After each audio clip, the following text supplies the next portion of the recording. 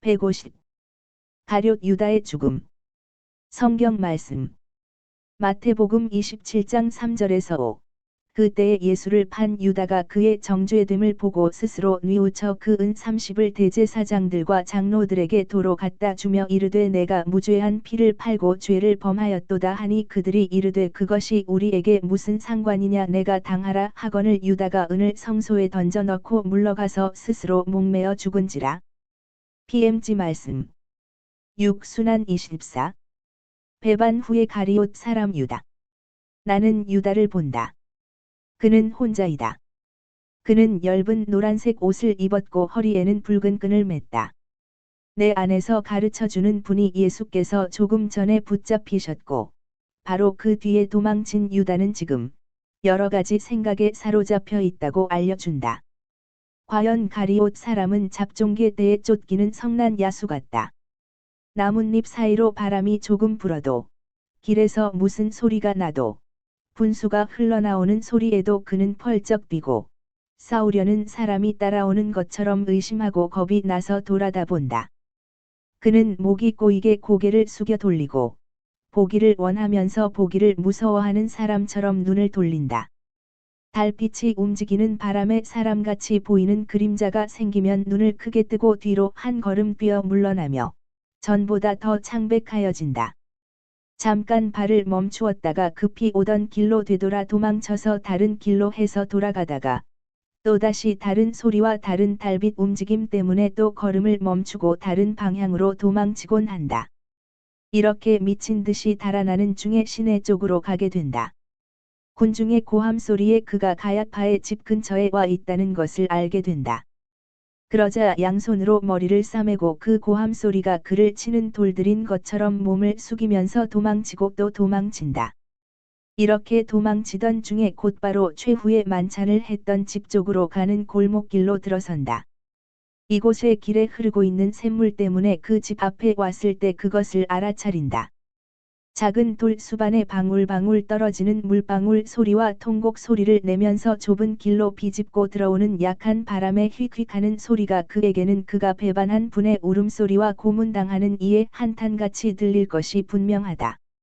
그는 늦지 않으려고 귀를 막고 몇 시간 전에 그가 스승과 같이 지나갔었던 그분을 붙잡으라고 무장한 사람들을 데리러 가느라고 나왔던 그 문을 보지 않으려고 눈을 감는다. 그리고 도망친다. 이렇게 눈을 감고 뛰다가 떠돌아다니는 개에 부딪힐 뻔한다. 그 개는 내가 처음 보는 개로 덥수룩하고 큰 회색 개인데 대들 차비를 차리고 으르렁거리며 옆으로 비킨다. 유다가 눈을 뜨니 그를 뚫어지게 노려보는 인광을 바라는 눈동자가 눈 앞에 있고 악마의 웃음소리를 낼 것 같은 이빨이 드러나 보인다. 유다는 무서워서 소리를 지른다. 개는 아마 그 소리를 위협하는 소리로 알았던지 그에게로 달려들었다. 둘이 먼지 속에서 뒹구는데 공포로 마비된 유다가 밑에 갈리고 개가 위에 있다. 싸울 만한 가치가 없다고 생각했는지 개가 다시 놓아주었을 때에는 유다는 두세 군데 물려서 피를 흘리고 겉옷은 여러 군데가 크게 찢어졌다. 그는 정말 뺨을 물렸는데 그가 예수께 입맞춘 바로 그 자리였다. 뺨에서 피가 흘러 유다의 누르스름한 옷에 목을 더럽힌다. 피는 목에 매는 붉은 끈에 스며들어 그에게 목걸이를 만들어 주고 그것을 한층 더 붉게 한다. 유다는 뺨에 손을 대고 멀어져 가지만 그래도 문이 열린 틈으로 그의 동정을 살피는 개를 바라보면서 베엘제불 하고 중얼거린다. 그러다가 다시 소리를 지르며 한동안 개에게 쫓겨 도망친다. 그는 겟세마니 근처에 작은 달이 있는 데까지 도망한다. 거기서 그를 쫓아가는데 지쳐서 그랬던지 공수병, 광견병에 걸렸기 때문에 물을 피해서 그랬던지 개는 그의 먹이를 내버리고 으르렁거리면서 뒤로 돌아간다. 돌을 주워 개에게 던지려고 개천에 뛰어들었던 유다는 개가 멀어져가는 것을 보고는 주위를 둘러보다가 물이 종아리 중간까지 온 것을 발견한다. 점점 더 젖어들어오는 옷을 상관하지 않고 물 위로 몸을 구부리고 목이 타는 것처럼 물을 마신다. 그리고 피가 나고 아플 것이 틀림없는 뺨을 씻는다. 새벽의 첫 번째 빛을 받으며 개울가로 다시 올라오는데 아직 개가 무서운 듯 건너편으로 올라가서 감히 시내 쪽으로 돌아오지 못하였다. 몇 미터를 걸어가니 올리브 나무 동산 입구가 나온다. 그는 그 장소를 알아보고는 안 돼, 하고 부르짖는다. 그러나 곧 이어서 어떤 저항할 수 없는 힘에 끌려 그러는지 또는 어떤 악마적이고 범죄적인 자학으로 그러는지 그 곳으로 나아간다. 그는 체포가 행하여진 장소를 찾는다. 많은 발에 짓밟힌 오솔길의 흙과 짓밟힌 풀과 아마 말쿠스의 피겠지만 땅에 떨어진 피가 무죄한 분을 그가 살인자들에게 넘겨준 곳이라는 것을 그에게 보여준다. 그는 들여다보고 또 들여다본다. 그러다가 목신 소리를 한 번 지르고 뒤로 껑충 뛰어 물러난다. 그는 이 피를 하고 외치며 팔을 뻗고 검지로 겨냥하면서 피를 가리킨다. 누구에게 가리키는 것인가? 점점 더 환해지는 빛을 받아 그의 얼굴은 흑빛의 유령 같은 모습으로 나타난다. 미치광이 같다. 그의 눈은 마치 정신착란을 일으킨 듯이 크게 부릅뜨고 번쩍번쩍한다. 다름박질과 공포로 인하여 헝클어진 그의 머리칼은 머리 위에 곤두선 것 같고 부어오르는 담은 입을 뒤틀어 비죽거리게 한다. 찢어지고 피투성이에 젖고 먼지가 진흙처럼 붙어서 흙투성이가 된 옷 때문에 그는 거지처럼 보인다. 역시 찢어지고 진흙투성이가 된 겉옷은 누더기처럼 한쪽 어깨에서 늘어져 있어. 그가 저 피 하고 계속 부르짖으면서 뒷걸음칠 때에 거기에 옳혀든다. 유다는 뒤로 자빠지면서 돌에 머리 뒤가 부딪혀 상처를 입는다. 그는 고통과 공포의 비명을 지른다. 누구야? 하고 외친다. 누가 그를 때리려고 넘어뜨린 것으로 생각했나 보다. 그는 공포에 질려서 뒤를 돌아다 본다. 아무도 없다. 일어난다. 이제는 피가 목덜미에도 방울져 떨어진다. 붉은 동그라미가 옷에 퍼진다. 피가 조금 흐르고 또 옷의 배기 때문에 땅에는 떨어지지는 않는다. 목에 띠 모양으로 나타난다. 그는 걷는다. 그는 베드로가 어느 올리브 나무 밑에 피웠던 불의 흔적을 다시 발견한다. 그러나 베드로가 불을 피웠었다는 것을 알지 못하고 예수께서 거기 계셨던 것으로 믿고 가 하고 외치며 두 손을 앞으로 뻗어 그를 괴롭히는 유령을 쫓는 것 같이 보인다. 그는 피해 달아나다가 마침 지극한 고통을 겪으시던 바위에 가서 멎고 만다. 이제는 새벽이 분명해져서 물건들을 그리고 즉시 볼 수 있게 되었다. 유다는 예수께서 바위 위에 개켜서 남겨놓으신 예수님의 겉옷을 본다. 그것을 알아보고 만지고자 한다. 겁이 난다. 손을 내밀어다가 다시 뒤로 당긴다. 그는 갈등한다. 그러나 그 겉옷이 그를 매혹한다. 그는 안 돼, 하고 비명을 지른다. 그러다가 그래, 빌어먹을 거. 그래, 이걸 만지기를 원한다. 나는 무섭지 않다. 무섭지 않아. 하고 말한다. 무섭지 않다고 말은 하지만 공포로 이가 딱딱 마주친다. 그리고 그의 머리 위에서 올리브 나뭇가지 하나가 바람에 흔들려 옆에 나무 줄기에 부딪혀서 나는 소리에 또 다시 비명을 지른다. 그래도 자기를 억제하고 겉옷을 붙잡는다. 그리고는 웃는다. 미치광이의 웃음, 마귀의 웃음이다. 그치지 않는 히스테리 증세의 발작적이고 음산한 웃음이다. 그의 공포를 이긴 것처럼 보인다. 그는 이렇게 말한다. 그리스도, 이젠 당신이 무섭지 않소. 무섭지 않게 되었어. 나는 당신을 하느님으로, 강한 사람으로 믿었기 때문에 당신을 몹시 무서워했었소. 그런데 당신은 하느님이 아니기 때문에 이제는 무섭지 않아. 당신은 불쌍한 미치광이이고 약한 사람이요. 당신은 자신을 방어할 줄을 몰랐소. 당신은 내 마음 속의 배반을 알아차리지 못하였고, 나를 잿더미로 만들지도 못했소. 내 공포. 어리석기도 하지? 어제 저녁만 해도 당신이 말할 때에 당신이 알고 있는 줄로 생각했었소.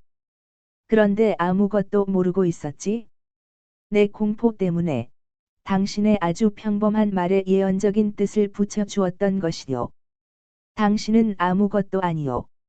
당신은 내가 받고 일러줘서 받고 생쥐가 제 구멍에서 잡히듯 붙잡혔소.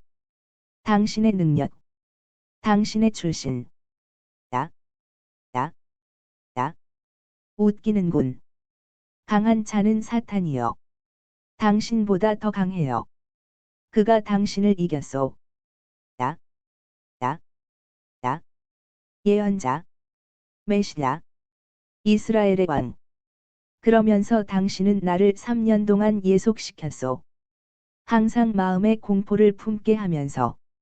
그리고 내가 인생을 즐기기를 원할 때에는 당신을 교활하게 속이려고 거짓말을 해야 했소. 하지만 내가 그렇게 간책을 쓰지 않고도 훔치고 간음을 했더라도 당신은 아무것도 하지 못했을 거요. 겁쟁이, 미치광이, 비겁자, 자, 자, 자. 내가 당신 겉옷에 하는 것처럼 당신에게 해서 당신이 공포를 가지고 나를 예속시켰던 세월에 대한 앙감음을 하지 않은 것이 잘못이었소. 토끼가 무서워하는 것 같은 공포. 자, 자, 자, 자. 소리를 할 때마다 겉옷에 천을 물어서 찢으려고 애쓴다. 겉옷을 양손에 넣고 구긴다. 그러나 그렇게 하면서 겉옷을 펼치니 옷을 축축하게 적신 얼룩들이 나타난다. 유다의 경로가 멎는다. 그는 얼룩들을 뚫어지게 들여다본다. 그것들을 만져보고 냄새를 맡는다. 피가 그는 겉옷을 펼친다. 예수께서 옷감을 얼굴에 대실 때 피가 묻은 두 손의 흔적이 잘 보인다. 아, 피가. 그의 피 아니야. 유다는 겉옷을 떨어뜨리고 주위를 둘러본다. 바위에도 천사가 그분의 기운을 북돋아 드릴 때 예수께서 등을 기대셨던 그 곳에도 말라가는 컴컴한 피의 얼룩이 있다. 여기, 피가. 보지 않으려고 눈을 내렸더니 그 위에 떨어진 피로 새빨갛게 된 풀이 보인다. 이 피는 이슬이 내렸기 때문인지 바로 조금 전에 떨어진 것 같이 보인다. 피는 발갛고 아침 첫 햇살에 반짝인다. 안 돼. 나는 보고 싶지 않아. 나는 이 피를 볼 수가 없어. 사람 살려. 그는 두 손을 목에 갖다 대며 마치 피바다에 빠진 것처럼 일체의 자제력을 잃는다. 비켜. 날 가만히 둬. 저주받은 피가 바다 같다. 온 세상을 덮었어. 온 세상을. 세상에는 내가 있을 자리가 없다. 땅을 뒤덮은 이 피를 볼 수 없다. 나는 무죄한 사람의 카인이다. 자살하겠다는 생각이 이 순간 그 마음에 온 것 같다. 유다의 얼굴이 무섭다. 비탈에서 뛰어내려 올리브 나무 재배지로 해서 도망치는데 왔던 길로 돌아가진 않는다. 마치 야수들에게 쫓기는 것 같다. 그는 시내로 돌아온다. 할 수 있는 대로 겉옷으로 몸을 싸고 할 수 있는 한 그의 상처와 얼굴을 가리려고 애쓴다. 성전 쪽으로 향하여 간다. 그러나 그 방향으로 가는 동안 한 내거리에서 예수를 빌라도에게로 끌고 가는 악당들과 마주친다. 또 다른 군중이 구경하려고 몰려오면서 그를 등 뒤에서 밀기 때문에 물러날 수가 없다. 그리고 그는 키가 크기 때문에 필연적으로 내려다보게 되고, 그래서 보게 된다. 그리스도의 눈길과 마주친다. 두 시선이 잠시 서로 얽힌다. 그러다가 그리스도께서 묶여서 매를 맞으며 지나가신다. 유다는 가물어친 것 같이 뒤로 자빠진다. 군중이 무자비하게 그를 밟지만 그는 반응이 없다. 그는 그 시선을 만나기보다는 차라리 그 모든 사람의 발에 짓밟히는 것이 낫다고 생각할 것이 틀림없다. 하느님을 죽이는 일당이 지나가고 길에 아무도 없게 되었을 때 그는 다시 일어나서 성전으로 달려간다. 경내로 들어가는 대문에 배치된 수위를 떠밀어 거의 넘어뜨린다. 다른 수위들이 이 미치광이를 들어가지 못하게 하려고 오지만 그는 성난 황소처럼 그들을 모두 해친다. 그 중에 하나가 최고 회의실에 들어가지 못하게 하려고 그의 뒤에 매달렸다가 목이 잡히고 졸려서 세단 밑으로 던져졌는데 죽지는 않았지만 틀림없이 죽어갈 것이다. 회의실에는 아직 사람들이 남아 있었다. 그는 회의실 한가운데 전에 예수께서 계셨던 곳에 서서 저주받은 자들, 나는 당신들의 돈을 원치 않소, 하고 외친다. 지옥에서 갑자기 튀어나온 마귀와 같았다. 피투성이고 머리칼은 흐트러지고 정신장난으로 불타는 듯이 붉으며 입에서는 침을 흘리고 손은 맹수의 발톱처럼 되어 가지고 부르짖고 짖는 것 같다. 그의 목소리는 날카롭고 쉬고 울부짖는다. 저주받은 자들, 당신들의 돈을 나는 원치 않소. 당신들은 나를 멸망시켰소. 당신들은 내게 가장 큰 죄를 짓게 했소. 당신들같이 나도 저주를 받았소. 나는 무죄한 피를 배반했소. 이 피와 내 죽음이 당신들 위에 떨어지기를 바라오. 당신들에게 안 듯다. 유다는 방바닥이 피에 젖어 있는 것을 본다. 여기에도, 여기까지 피가 있어. 사방에, 어디에나 그의 피가 있구나. 아니 하느님의 어린 양은 피가 얼마나 많기에 이렇게 온 땅을 뒤덮고도 죽지를 않는단 말인가? 내가 그 피를 흘리게 했어. 당신들이 부추겨서 저주받은 자들, 저주받은 자들, 영원히 저주받은 자들. 이 벽들의 저주가 내려라. 더럽혀진 이 성전의 저주가 내려라. 하느님을 죽인 대제관에게 저주. 파렴치한 사제들, 거짓 박사들, 위선자 바리사이파 사람들, 잔인한 유다인들, 교활한 율법학자들에게 저주가 내려라. 내게도 저주가 내려라. 내게도. 당신들 돈을 받으시오. 밧줄이 내 목을 조르듯이 당신들의 돈이 당신들 영혼의 목을 조르기를 바라오. 그러면서 돈 주머니를 가야파의 얼굴에 던지고 소리를 지르면서 떠나간다. 돈들은 가야파의 입을 때려 피가 나게 하고는 방바닥에 흩어지면서 올린다. 아무도 감히 그를 붙들지 못한다. 그는 나가서 길을 이리저리 뛰어다닌다. 그리고 불행하게도 헤로데에게 가시고 거기에서 돌아오시고 하는 예수를 2번 만나게 된다. 그는 도시의 중심지를 벗어나 무턱대고 가장 비참한 골목길들을 접어들었다가 마침내 다시 최후의 만찬을 한 집 앞에 오게 된다. 집은 버려진 집 모양으로 완전히 닫혀 있다. 그는 걸음을 멈추고 집을 쳐다본다. 어머니, 하고 중얼거린다. 어머니, 그는 어떻게 할지 결정을 내리지 못한 채 그대로 서 있다. 나도 어머니가 있지?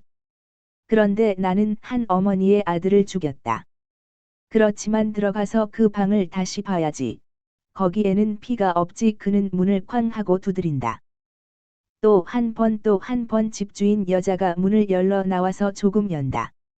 문틈으로 엉망이 되어 몰라보게 된 이 사람을 보고는 외마디 소리를 지르고 문을 다시 닫으려고 한다. 그러나 유다는 어깨로 밀어 문을 활짝 열고 놀란 여인을 쓰러뜨려 그대로 지나간다. 그는 최후의 만찬실로 들어가는 작은 문 쪽으로 달려가 문을 열고 들어간다. 아름다운 햇빛이 활짝 열린 창문들을 통해 들어온다. 유다는 안도의 한숨을 한 번 내쉰다. 그는 들어간다. 여기는 모두가 평온하고 조용하다. 식기들은 아직 놓아둔 그대로이다. 지금은 아무도 그것을 상관하지 않았다는 것을 알 수 있다. 식사를 시작하려는 것으로 생각할 수 있을 것이다. 유다는 식탁 쪽으로 간다. 항아리에 포도주가 있는지 살펴본다. 있다. 그는 항아리를 두 손으로 들고 항아리에 대고 개걸스럽게 마신다. 그리고는 털썩 주저앉아 식탁 위에 팔을 십자가로 포개고 그 위에 머리를 갖다 댄다. 그가 바로 예수의 자리에 앉았다는 것과 성혈에 사용된 잔이 그의 앞에 있다는 것을 알아차리지 못한다. 그는 숨이 찬 것이 가라앉을 때까지 잠시 그대로 있다. 그러다가 머리를 들어 잔을 보고는 그가 어디에 앉아 있는지를 알아본다. 그는 정신을 빼앗긴 사람처럼 일어난다. 그러나 술잔이 그를 매혹한다. 잔 밑에는 아직 붉은 포도주가 조금 있고 햇빛이 금속, 은인 것 같다. 을 비추면서 그 액체를 반짝이게 한다. 피다. 피야. 여기도 피가 있다. 그의 피. 그의 피가. 나를 기념하여 이 예식을 행하여라. 받아 마셔라. 이것은 내 피다. 너희를 위하여 흘릴 새로운 계약의 피다. 저주받을 나. 나를 위하여는 이제 이 피가 내 죄의 사함을 위해 흐를 수가 없다. 그가 나를 용서할 수 없기 때문에 나는 용서를 빌지 않는다. 여기서 나가자. 여기서 나가자. 하느님의 카인이 안식을 맛볼 수 있는 곳은 이제 없어졌다. 죽자. 죽자. 그는 나온다. 예수께서 하직을 하신 그 방의 문에 서 있는 마리아와 마주친다. 마리아는 소리를 듣고 아마 여러 시간 전부터 나가 있는 요한을 보기를 바라면서 나타나신 것이다. 마리아는 피를 많이 흘리신 것처럼 창백하시다. 그분의 눈은 고통으로 인하여 아들의 눈과 한층 더 비슷하게 되었다. 유다는 예수께서 길에서 그를 바라다 보시던 것과 같이 몹시 슬퍼하고 의식하며 알고 그를 바라다 보는 그 눈길을 만나고 즐겁을 하여오. 하고 부르짖으며 벽에 기댄다. 유다. 하고 마리아는 말씀하신다. 유다. 못하러 왔소. 예수께서 하신 말씀과 같은 말이고 고통스러운 사랑으로 하는 말이다. 유다는 그것을 기억해내고 외마디 소리를 지른다. 유다하고 마리아는 되풀이하여 말씀하신다. 무슨 짓을 했소? 그 많은 사랑에 그대는 배반하는 것으로 보답했소. 마리아의 목소리는 떨리는 어루만짐이다. 유다는 도망치려고 한다. 마리아는 마귀라도 회개시킬 것 같은 목소리로 그를 부르신다. 유다. 유다. 거기 있어요. 거기 있어. 내 말을 들어요. 그의 이름으로 말하는 거요. 뉘우치시오. 유다. 그는 용서해요. 유다는 도망쳤다. 마리아의 목소리와 그 모습은 최후의 일격이었다. 아니 실종의 일격이었다. 역주. 쿠 더 그레이스라는 프랑스 말은 직역하면 은총의 일격이라는 말이지만 최후의 일격, 결정적인 타격이라는 뜻이다. 그래서 그레이스, 은총, 디스그레이스, 실총, 이라는 단어를 써서 재미있는 말장난을 할 수 있지만 우리말로는 옮기기가 힘들다. 그는 황급히 달아난다. 그는 마리아를 모시러 집 쪽으로 달려오는 요한을 만난다. 선고가 내려졌다. 예수께서는 골고타 언덕으로 가신다. 지금이야말로 어머니를 아들에게 모시고 갈 시간이다. 비록 조금 전에 화려한 유다에서 별로 남은 것이 없지만 요한은 유다를 알아본다. 내가 여길. 하고 요한은 분명한 불쾌감을 가지고 그에게 말한다. 내가 여길 왔어. 하느님의 아들을 죽인 놈아. 저주받아라. 선생님은 사형 선고를 받으셨다. 할 수 있거든 기뻐해라. 그렇지만 길을 비켜라. 어머니를 모시러 간다. 또 다른 너의 희생물인 어머니는 너를 만나지 말아야 한다. 뱀 같은 놈아. 유다는 도망친다. 그는 누더기가 된 그의 겉옷을 머리에 뒤집어 쓰고 눈으로 보기 위한 틈만 남겨놓는다. 사람들, 총독 관저 쪽으로 가지 않는 얼마 안 되는 사람들은 미치광이를 보는 것처럼 그를 피한다. 사실 미치광이로 보인다. 그는 들을 헤맨다. 바람결에 가끔 예수께 저주의 말을 퍼부으면서 따라가는 군중의 고함 소리에 메아리가 들려온다. 그와 같은 메아리가 유다에게 이를 때마다 그는 제 칼처럼 울부짖는다. 그가 일정한 간격을 두고 낮은 돌담에 머리를 부딛는 것을 보면 실제로 미친 것으로 생각된다. 혹은 공수병 환자가 된 것 같기도 하다. 왜냐하면 물이나 어떤 아이가 그릇에 담아 가지고 있는 우유나 가죽 부대에서 흘러나오는 기름 따위의 액체를 보면 울부짖고 또 울부짖으며 피야. 그의 피. 하고 부르짖기 때문이다. 그는 개울과 샘에서 물을 마시고 싶어 한다. 그러나 물이 피로 보이는지 마시지를 못하고 이렇게 그 말을 한다. 피다. 피야. 피가 나를 빠져 죽게 한다. 피가 나를 태운다. 나는 불이 붙었다. 그가 어제 내게 준 그의 피가 내 안에서는 불이 됐다. 나도 저주받고 너도 저주받아라. 그는 예루살렘을 둘러싸고 있는 언덕들을 올라갔다 내려왔다 한다. 그리고 그의 눈은 어쩔 수 없이 골고타 쪽을 향한다. 그리고 두 번이나 그는 멀리서 언덕을 구불구불 올라가는 행렬을 본다. 그는 그것을 바라다보면서 고함을 지른다. 지금 그분은 언덕 꼭대기에 계시다. 유다도 올리브 나무가 꽉 들어찬 어떤 작은 언덕 꼭대기에 있다. 그는 그곳의 주인이나 되는 듯이 또는 적어도 아주 자주 드나드는 사람같이 울타리 문을 열고 들어갔었다. 나는 유다가 남의 소유물을 별로 상관하지 않는다는 인상을 받았다. 어떤 비탈 끝에 있는 올리브 나무 아래에 서서 골고타 쪽을 바라다 본다.